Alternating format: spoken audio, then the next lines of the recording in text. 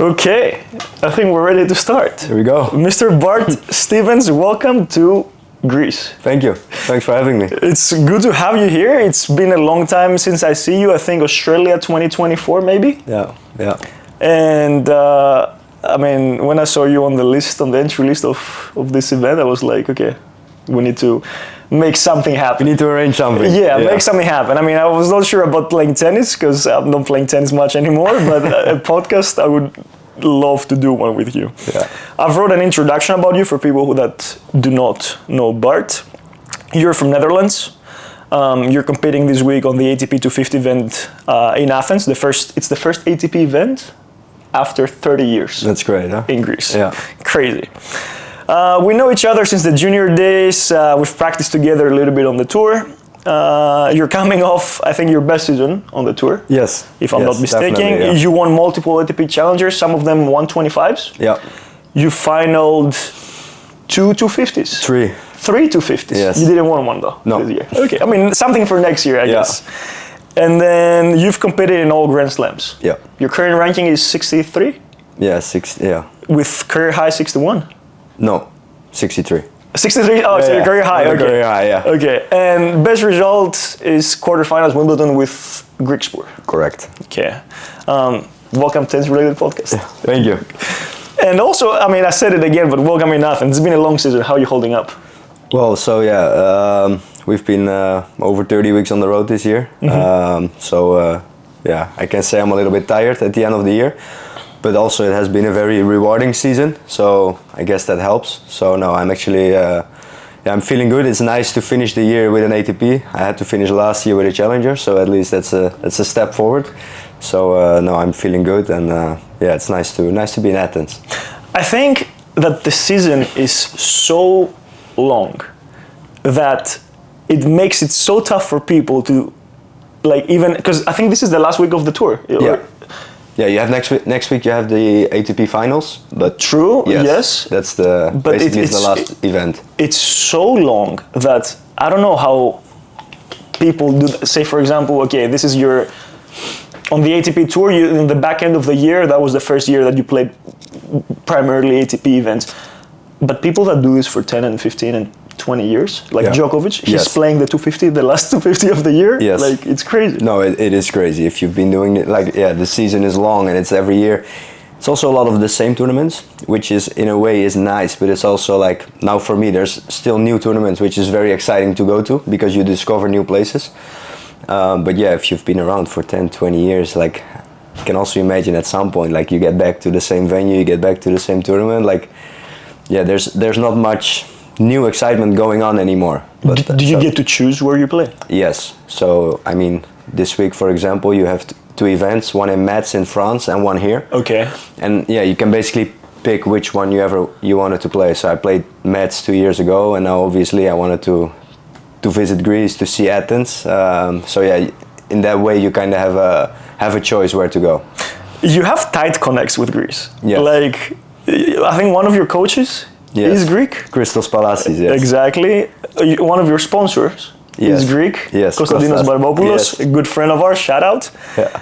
And then you've also you have Petros that you practiced with him when you were both playing doubles on tour. Yeah. How are you? Is there anything else Greek that you have in your weekly? No, definitely not. But yeah, as you said, I have some Greek people around me, which is very nice. I met Christos. I'm actually not sure when, but probably around 5 years ago. He came to the Netherlands. Okay. Joined the academy. Okay. Started working with him a little bit at the beginning, and we started working more and more over the years. And it's also nice to have him here. He likes to be back, show me around where he grew up, and also for me to know a little bit more about him. So yeah, he's been in my team now for like a year or 3 or 4 maybe, which has been very helpful and very nice. And yeah, he also introduced me to Kostas, which I just met yesterday actually. Was that your first meeting? It was our first meeting, which is also very nice to meet him and see him and to get some help from him on the road. So that's great. Yeah, that's awesome. Is this your first time in Greece? No. No. So I've been on holidays last year to Rhodos. That was my first time. Okay. But it's completely different than Athens. Yes. So I feel like now I'm in the real Greece. You know. Well, Athens has a little bit of everything if you think about it. Athens, there's the south part that there's the beach and you see the ocean, the sea. Yeah. And then there's the center that it looks like a big town. Like, I'm not saying that it looks like New York City or anything, but it looks like a really big like city. And then you also have suburbs with more the landscape, the mountains. It's kind of a complete city. Yeah. That's why I love being here. But one thing that I hate, and you probably hate it too, traffic. Yeah, I mean, yeah. Like now it's Monday. I think I'm gonna see the real traffic now. I mean, you can tell the people how much earlier is your transfer. Yes. What time you practice and what time is your transfer? Yes, no, exactly. Like they told us to take like an hour up front to get there with traffic. So yeah, let's see today how it is. But yeah, definitely it's gonna be different. Tough. Traffic is tough. One thing that doubles players always look for is a good partner. And that's on and off the court. Like you need to get along on the court, you need to get along off the court. Because you spend so much time together, right? How has it been? Because you have a partner now for the last, how long? This year? Basically 12 months. 12 months, So we started, I would say 12 months ago. I think it's the most important thing. Like doubles, you cannot play doubles on your own. You cannot win matches by yourself. You cannot lose matches by yourself. So it's really important to find one stable partner which you can also get along with, just so you know what's gonna happen. Like if you start practicing for like months and now after a year, for example, you know each other on court, which is so important. Like I know where he's gonna move, he knows where I'm gonna move. It's easier to be in the right position, to help each other. Also mentally, sometimes I struggle mentally or he's struggling mentally. Which also it takes time. It's basically, I always say it's like a second relationship. Like I spend more time with him than with my girlfriend, for example. So it's very important, you get along with each other, you can help each other, you support each other, it's... So would you say that off the court is equally as important as on the court? Not equally, but I think it helps. It's not with everyone, but for me personally, I like to have a partner which I can get along with off court as well, because you spend so much time together and a lot of weeks you travel without coach. So at least like let's say we're going 4 weeks to Asia and you're there just the two of you and you don't get along off court and you're just sitting there alone for like breakfast, dinner or whatever. It would make it more difficult than when you have a guy where you can actually have some fun with, enjoy your dinners or whatever. So yeah, it is also very important. I was shocked when Petros told me that there's partners on tour that don't really like each other. Mm-hmm. And I mean, I'm not gonna call anyone out, but one of the example that he told me was these two guys from Belgium, Vliegen and Gile. Yeah. So apparently these guys, they were playing together for I don't know how many years. I think 10 years. They made finals of Grand Slam. They played finals of French. Yeah, they won Monte Carlo. And somehow Petros was telling me that they were not getting that along together off the court. I'm not sure how they get along, but I think if you play together for that long, you get along like in a way, or you manage. But there's definitely guys that kind of trash each other or talk shit about each other, which personally for me is a huge red flag. Yes. Like as a partner.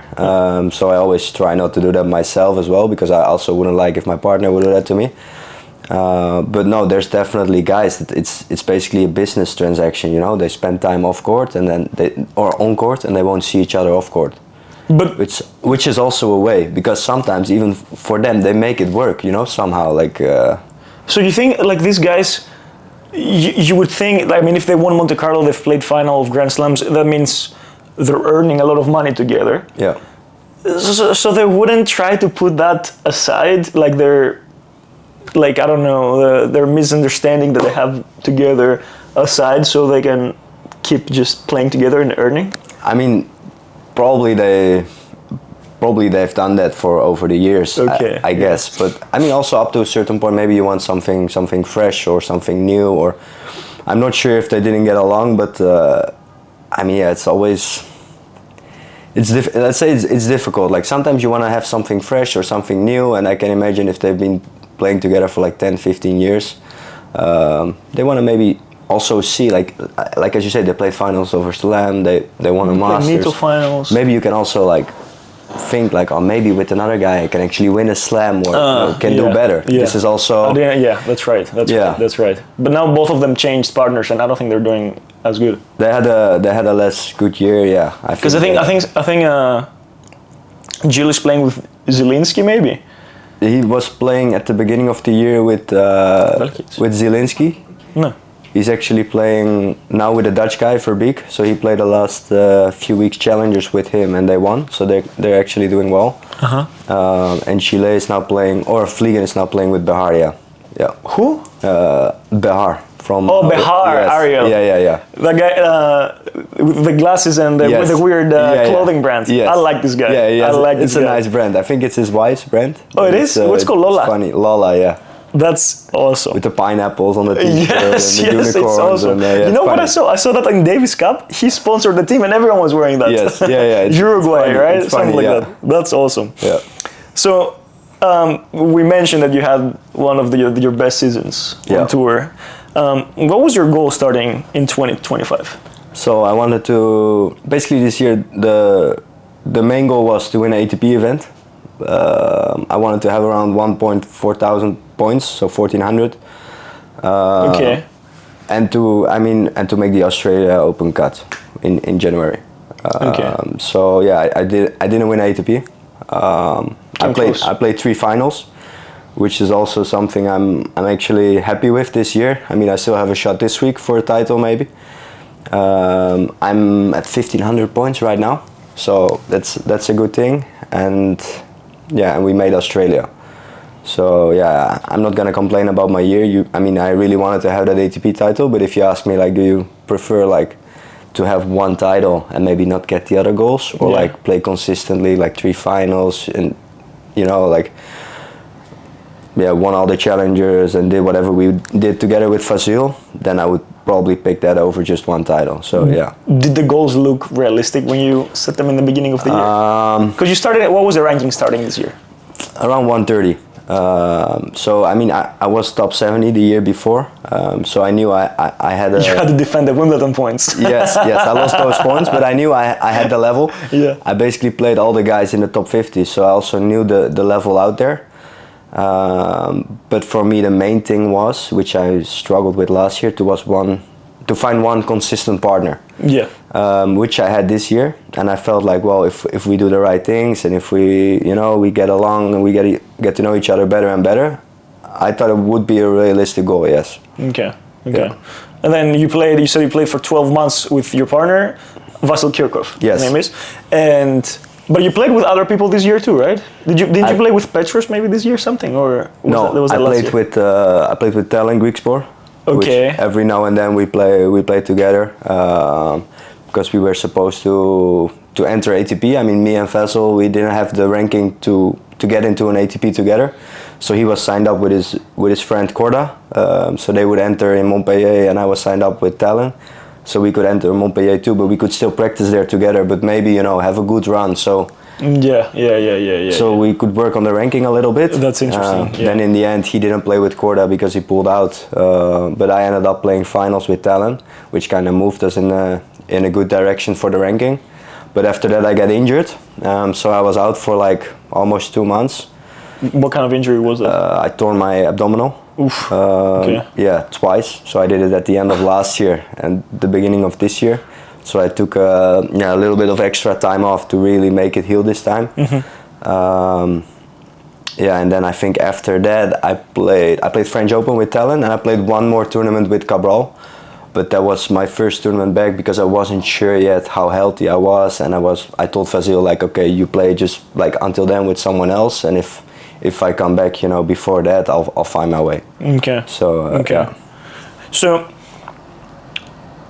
besides everything you mentioned and having like a breakthrough season, because that was like a breakthrough season, what are the benefits of having seasons like that on tour? And I'm talking ability to play on bigger events, earn more ranking points, more money. Yeah, I mean, obviously, when you get to the stage of playing the slams, I think that's what every kid dreams of, you know, playing the Grand Slams. So that's a high plus, but it also comes with earning more money, obviously. So yeah, it's definitely also.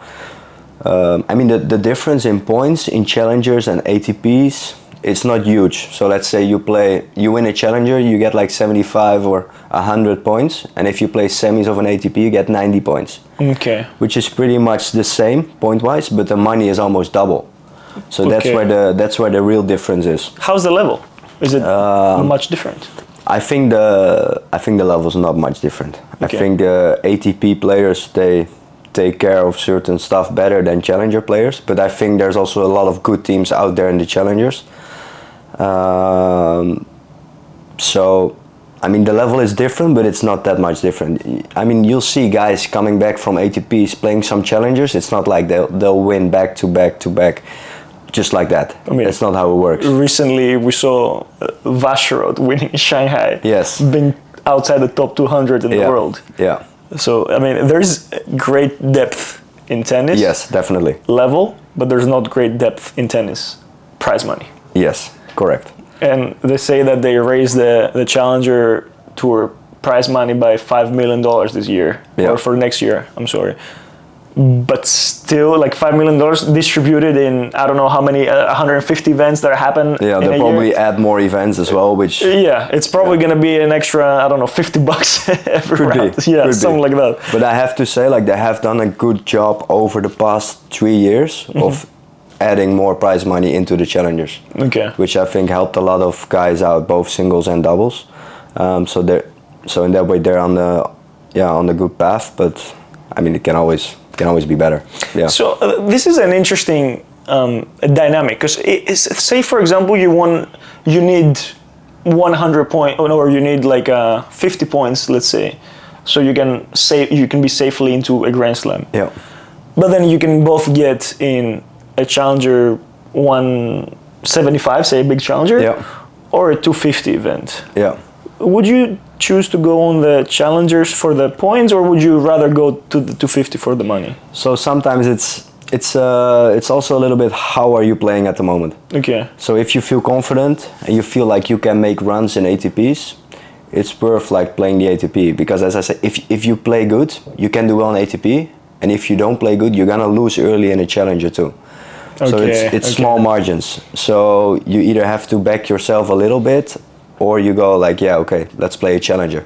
But let's say you start with someone new, then it's nice to get early on a lot of matches in, which obviously you have a higher chance in Challengers. So sometimes it's a good decision, like, hey, we're starting something new, maybe let's start playing 2 Challengers and see if we can get some matches in, and then move on to the higher tournaments. Okay. When was the last time you played a 25K? It's been a while. It's been a while, huh? It's been a while. I mean, it's got to be 2022 maybe. Wow. Like, yeah, the year I started playing doubles probably. So yeah. How was the transition from real quick, like from futures to challengers? Did it take you a while or not? Well, it was funny actually, because I remember it was either 2021, I guess. I won like 6-7 futures, and then early in 2022, I wasn't winning a lot of matches in futures, but I still had a good ranking. So I was losing first round future, second round future, first round future, and then I just went to play challengers. And then, I mean, the thing is, the biggest difference is between especially futures and challengers is if you win a tournament in a future, you get 15 points. If you win one match in a challenger, you get 16 points. Depends on the challenger, though. I mean, we're talking. Yes, but that's 75. That's a 75. Back then there were no 50s yet. Okay. So there were no 50s yet. So the smallest challenger, like winning one round, would give you more points than winning a 15K. And I remember I'm playing my second or third challenger, and I'm getting first round. I'm getting a walkover, and I'm getting 16 points. And I'm like, wow, like usually I had to win 4 matches to get less points than I win now by not playing at all. Okay, that's interesting. So this is, yeah, if once you reach that gap, that is crazy. But it's the same a little bit, but less from challengers to ATPs, because in ATPs you have like, once you play the 500s and the 1000, you get 90 points per match. And like, let's say you win a challenger, it's 100 points, but it's like 4 good matches you need to win. So it's, yeah. Same with Grand Slams. Yes. Same with Grand Slams. Because Grand Slams, besides prize money, they give a ton of points. Yes, a ton of points. A lot of points. For example, we saw this year on Wimbledon, the Dutch guy, Pell, he made final. He made final. Which is, that's career changing. And he was an alternate. Yes, he was first alternate. Yeah, and it's career changing because suddenly you're around 30, you can play all the big events. Apart from it's a lot of money that week, it's a lot of money throughout the year because you get entry in all the Masters, the 500s, which is... And he's on the back end of his career, I think. He's what, 32, 33? He's 32, which for doubles is definitely Okay. Maybe even early still, or I mean, Granoller, Ceballos, they won 2 slams this year. I think they're 39 and 40. So, yeah, with doubles you have some extra years. Yeah. Matve's still playing or no? No, he quit. He stopped this year. He stopped this year, yeah. Okay, we talked about the Grand Slam, and I mean, you've quartered a major. Yeah. Like, when they talk about the achievements in tennis, and they all talk about winning a slam or making it through, like a breakthrough through a major, and you made a quarterfinal on Wimbledon with your friend Talon. Mm-hmm. How was that week escalating? Because back then you were outside the top 100. Or yes. So I think I was at that time I was around 110. Okay. I just played my first slam at the French Open where we played like Granoller, Ceballos, which were like, I don't know, top 10 in the world. Okay. So it was like, Jesus, that's a tough draw in your first slam, but it was a good experience. And then I remember we went to Wimby, and we were one out. And with Talon, yeah, and I was like 110, so he could help me because he was like top 30, top 40, and he could get me on that position to be first alternate. And I remember Kyrgios is like pulling out at some point, and we look at the draw and we're like, they're playing Ram Salisbury, like number 5 and 6 in the world. So we were like thinking like maybe not sign on the first day as alternate, so we don't play, because last time we played Granoller, Ceballos. Now you play Ram Salisbury, like as you said, like in the slams, the points are huge. So if you can avoid like a difficult draw, you want to try to avoid it. Then we got put in the draw Sunday night already, so we had nothing to worry about anymore. So it was like, okay, but So people do that? People like, Well, we were thinking, we weren't sure if it was an option, but we thought about the situation, like maybe if we can like not sign in for the first day, but sign in as alternate on the second day, if that's possible. You can avoid that draw. But what if you don't get in the second day? Yeah, that's a risk you take. No, that's a big risk you take. Then you're down 10K or something. Yeah. So that's what we were talking about, but then it didn't work like that. They put us straight in anyways. And then it's like, Jesus, like Ram Salisbury, but we got to play on like such a nice court. I think court 18 it is. Amazing court. You're playing there, you're playing freely, you have nothing to lose. You're playing, like I said, you're playing maybe the favorites or whoever, and it was we win that match in the end, 6-4 in the third, which was it was unbelievable. Good win. And it was crazy. Even if I still think about it, also with Talon, like I remember we were just playing there, 2 friends, and you play the guys with 7 coaches in the box, and you at your first Wimbledon, and at the end you shake their hands and you won. It was funny, but it was also great. It was a good experience. And then all of a sudden you're in the quarterfinal. Yeah, then the next match we played Bolelli Vavasori, which that's also an incredible win. These guys are 3 and 4. Yeah, which was also tough. And I remember we lost the first set 6-2, and they were all over us. And then second set we haven't seen a break point yet. Like they were cruising through their games, and we had no chance. But we end up in a tiebreak. It's also grass tennis, like. You serve well and you get lucky here and there, you never know what's going to happen. So we win that second set 7-6, and suddenly you're in the third set and it gets a match. And then even there in the third set we win it 7-6, so you play a 10-point tiebreaker at 6-all, which is also like the nerves get high, but then it's also nice to play with a guy like Talon, who's a singles guy, and he doesn't care that much, and he makes me feel a bit more comfortable. So he takes the nerves down a little bit. And then suddenly, I remember that one was for top 100 as well. So I cracked top 100 after that match. And then in the third round we played Mello Pierce, which was also a good win. It was a little bit more. It was 2 You sets. played teams that have all been top 10 teams or winning Grand Slams. Yes, so it was an unbelievable week, and then we lost in the end in the quarters to Bopana and Ebden in 3 sets. And they won Aussie that year, these guys? They won Aussie in the following year. The following year, okay. Yeah. But it was it was unbelievable. Also to do it with Talon, you know, it's a good friend, and then just kind of laughing through that week, like what's going on, you know? It's awesome playing with your friends, isn't it? Yes. Every time I play with Petros, say for example, I'm really close friends with people in tennis. Like for example, my friend Elena, she always makes fun of me because I only play doubles with my friends. Yes. Like I don't like playing with someone I don't know good enough. I'm the same, yeah. But it's something about making a good result with your friends. Yeah. No, it makes you feel comfortable, you know, and like I said, he takes the nerves down for me as well because, you know, he's very relaxed, and for him it's just an extra, the doubles, you know. He probably doesn't even want to be there, but he's doing it for me. So we'll just try to have some fun, you know, and then if it works out well, yeah, it's funny. Yeah. That's awesome. Yeah. Is he now like not pissed, but a little bit let down that you're not going to play doubles with him in the game? No, he doesn't care. No, he doesn't care. He's happy for me, and we get to see each other now a little bit more often, That's awesome. on the events, and I don't have to bother him anymore. Like, hey, I need you for a tournament. So that's awesome. I think he's happy. What are the goals for 2026 what is the big goal, and then you tell me smaller ones? I mean, the end goal in the end is to be top 10 and win slams. It's very simple. But for next year, I think it's going to be a first full year on the ATP Tour. Mm-hmm. So it's going to be interesting to measure ourselves with like all the top teams, see how we do. But I would like to make a jump to like 40. Around 40, yeah. Has there, besides, I think, I don't know Wesley that has won Grand Slams from Netherlands. Yeah. Has there been another one? In the past, there have been many. Yeah. I mean, Sam Verbeek won a mixed slam this year. This year with Siniakova. Yeah, but it's a mixed, so it's not a doubles. Yeah. But yeah, we had Harais Elting winning doubles slams.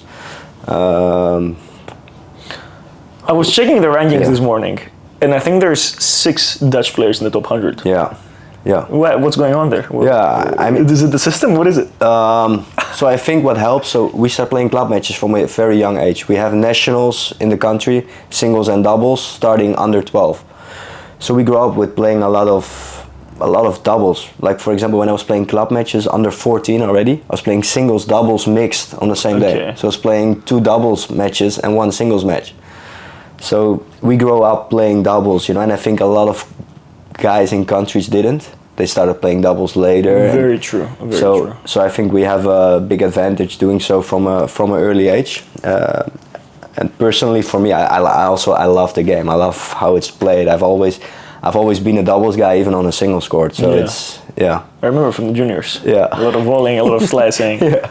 So you know, Wesley was my favorite doubles player. Yeah. Like when he was playing, when he announced his retirement, I watched his last match. Did you watch his last match? The Davis Cup? No, it was like his last ATP match. I think it was maybe in Nito finals, maybe. Could be. And it was like a 10-0. He had the volley over the net, and like he missed it, smashed his racket, then missed the return, and then that was it. And I was like, no, man, this guy didn't deserve that. Yeah. Like. No, he played his last match. They played Davis Cup. Yeah. I mean, they made finals of Davis Cup. Mm-hmm. That was his last. He played the semis, I believe, against Alcaraz and Granollers. Okay. I think he played the best match of his life. Okay. And that was his last match, which he has played. That's sick. So it's a nice timing for retirement. I took Petros' phone to text him about retirement because I don't have his number. So we talked Petros. Can we see a transition from you to singles like our beloved Petros Tsitsipas? Yeah. No, I won't. You won't see me playing singles. I respect what he's doing. Yeah, I respect it a lot. But it's not for me. No. Not for you, yeah? No, it's not for me. Like you couldn't see any like possibility scenarios? Like you start winning Grand Slams in doubles? No. For me, I don't enjoy playing singles. It's that simple. Okay. I'm also not as good in singles as I am in doubles. So it's very simple. It's not. I'm not even. Basic math. Even now, when I get the opportunity to play singles, I'm saying no.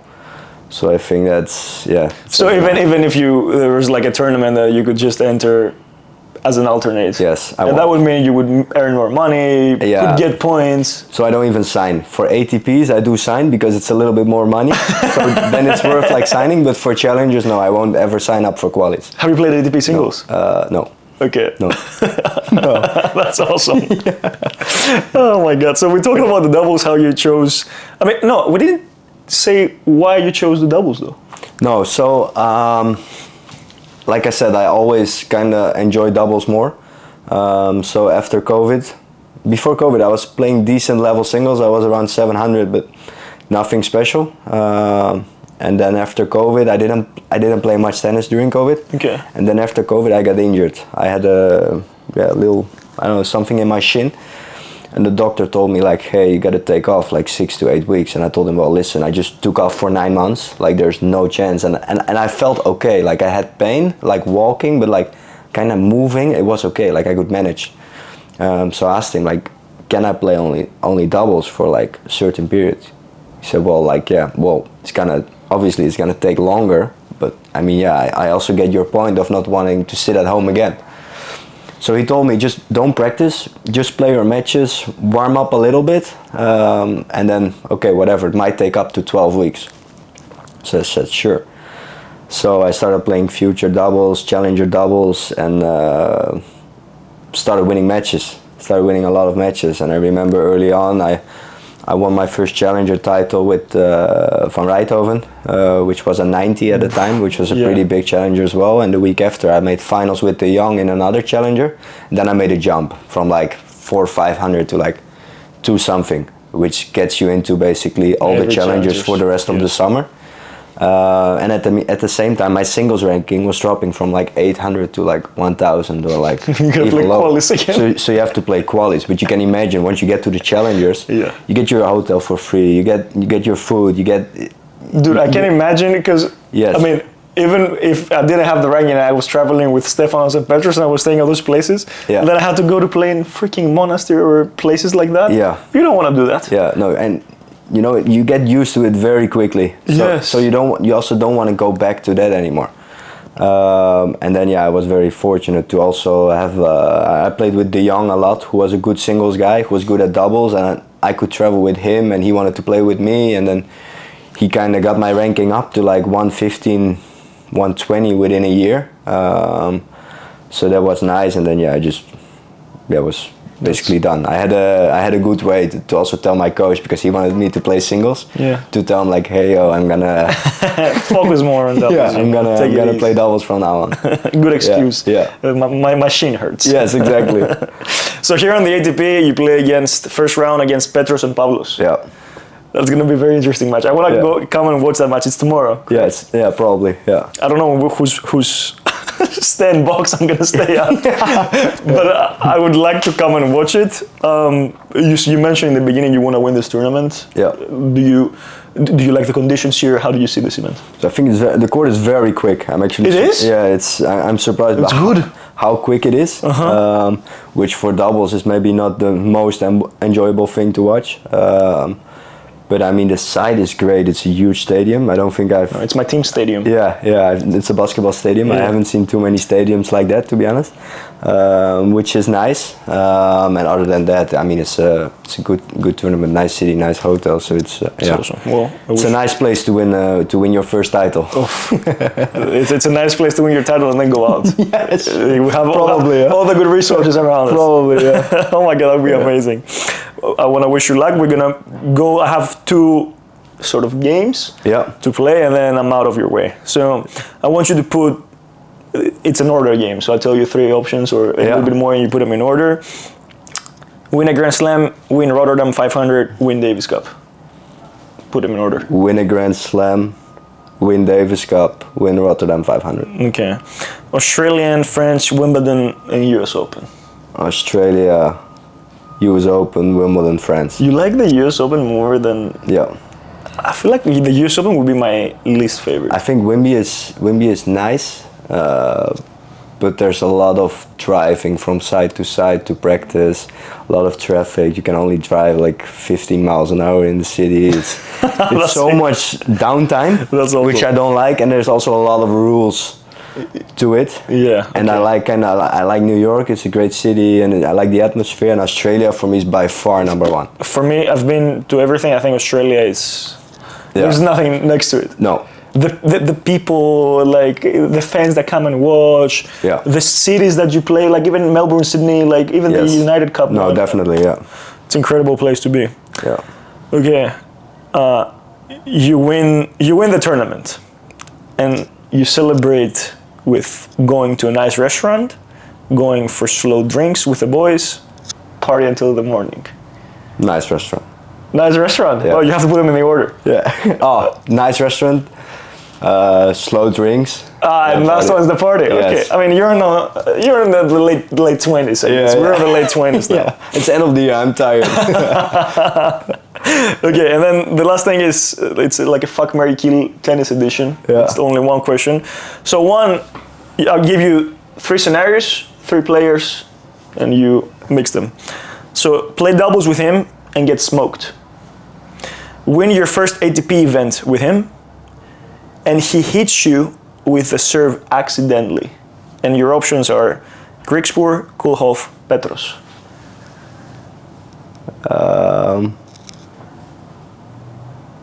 Wait, the first one was First one is play doubles with him and get smoked. Play doubles with him and get smoked. That would be Griekspoor. Okay. Win your first ATP event with him.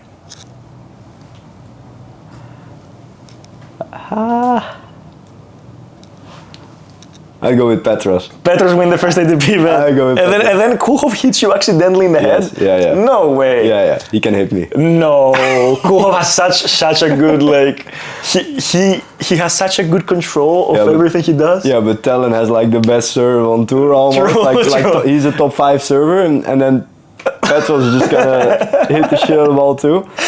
I feel like Wesley has the nicest serve,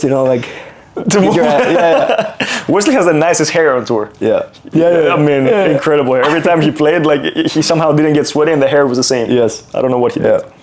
Anyway, I don't have anything else. I mean, you want to say something? I don't know if this episode is going to go out on Thursday, but if it does and you still play, you can ask people to come support you. Yeah, like guys, if I'm still in the tournament, whenever this is coming out, come out and support. And maybe we will celebrate after the tournament. Maybe we invite all of us. Exactly, we invite some people. Well, thank you for doing this. I really appreciate it. Appreciate your time. Good luck this week. Thank you. Wish you the best. And I hope your goals for next year come all to life. Thank you. Appreciate it. Awesome.